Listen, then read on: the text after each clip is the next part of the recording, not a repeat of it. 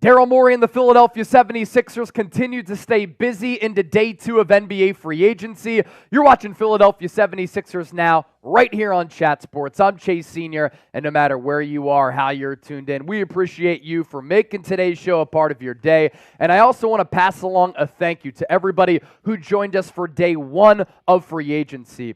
It was the most successful, the most legendary, and the best day in the history of this YouTube channel on 76ers Now. It was a legendary day, into the night, into the wee hours of the morning.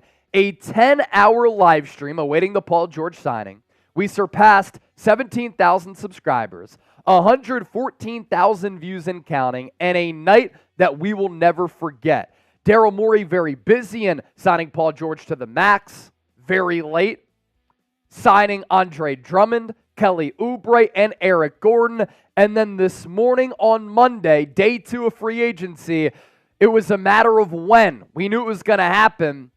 And Tyrese Maxey getting a max deal. Adrian Wojnarowski breaking the news early this morning. A few hours after the Sixers gave Paul George that max, they gave Tyrese Maxey a max. All-star guard Tyrese Maxey has agreed in principle on a 5-year, $204 million maximum contract extension. Maxey and his agent Rich Paul of Clutch Sports waited a year on the deal to allow the Sixers to maximize salary cap space and now land on a $200+ million contract in the wake of Maxey's breakout All-Star season at 23 years old. His development, his improvements, him getting in the lab, his growth, his meaning to the Sixers culture, and him being the positive personality that he is, all of this very important moving forward for a franchise cornerstone to stick around with this organization. And obviously, Daryl Morey and owner Josh Harris giving out a lot of money yesterday.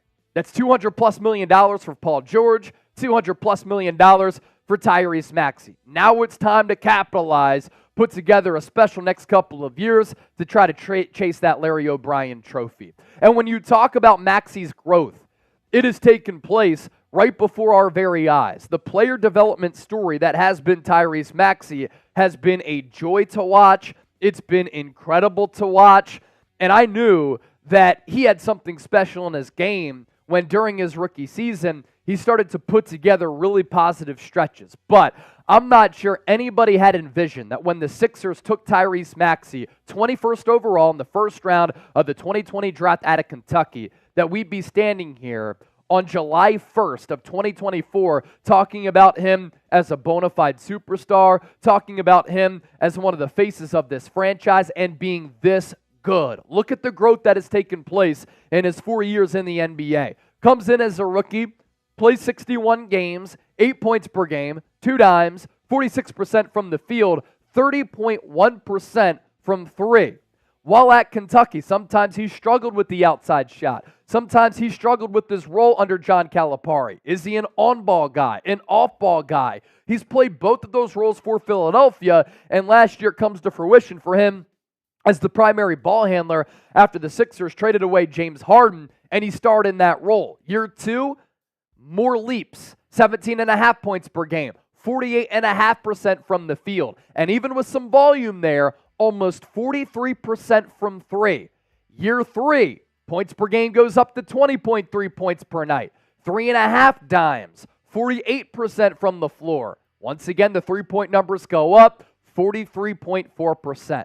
And then his all-star campaign in year 4, he averages nearly 26 points per game. He helped keep the Sixers afloat while Joel Embiid was out. He basically doubled his assist numbers as the point guard for this team and primary distributor and ball handler, 45% from the floor. And with a lot more volume, the three-point number is still very good at north of 37%. So Maxey has certainly earned this, and I know some people had panicked last offseason when the Sixers elected to not give him that max deal by the deadline, and some people thought, wow, is he going to walk in free agency next year? I told you at the time it's never going to happen. The Sixers wanted to find a way to create some more cap space.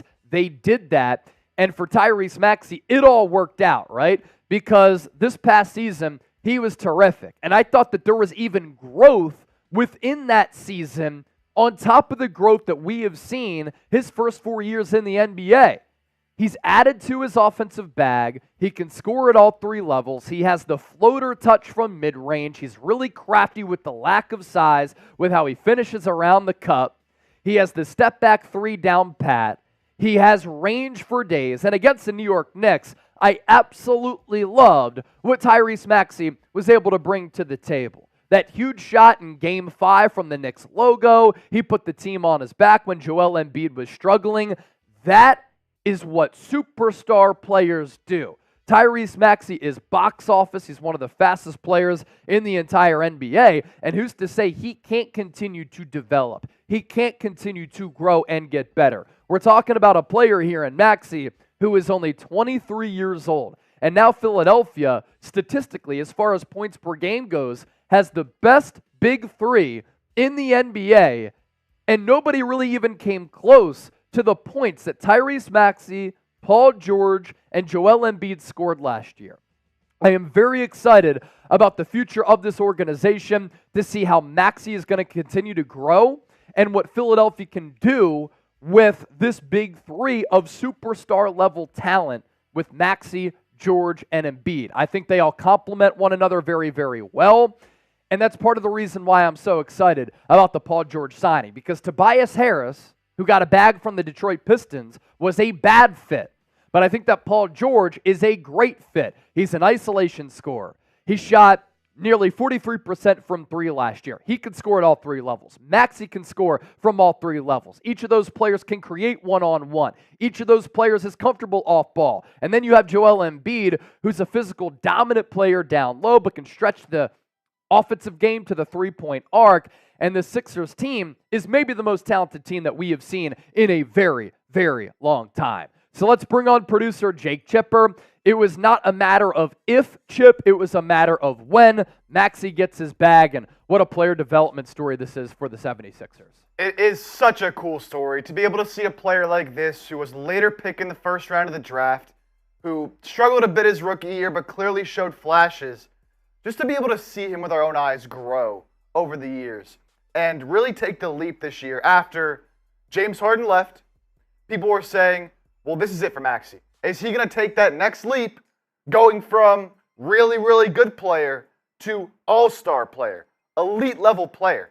And I think the entire season, really, we saw that progression where he was playing like an all-star, obviously named an all-star, and then in the playoffs just showed he is one of the best when it comes to point guards in the NBA.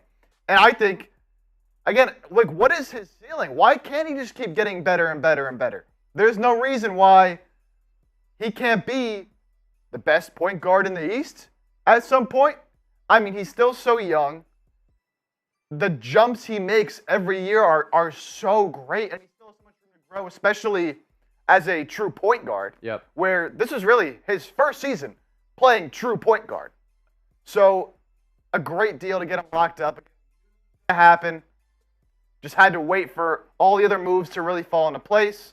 And now we get to see Tyrese Maxey in Philadelphia for at least the next 5 years.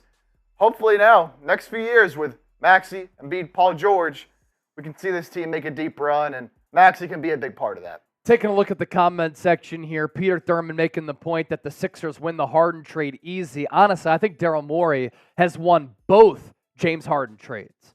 Traded away Ben Simmons. He's barely played since that trade. You got back James Harden, and he was a very productive player for Philadelphia. And then the second James Harden trade, you traded him away because you wanted to give Tyrese Maxey the runway of being the co-star alongside Joel Embiid, and you hoped that he was going to take that big leap. He did. You hoped that he was going to be able to be that Jamal Murray to Nikola Jokic, and Tyrese Maxey is the Jamal Murray to Joel Embiid, and you wanted that duo and that pairing to show that they could carry this organization. They have been able to do that. I also saw a great comment here from Godspeed. I knew that he was special when he dropped 39 points with no free throws on Denver in his rookie year.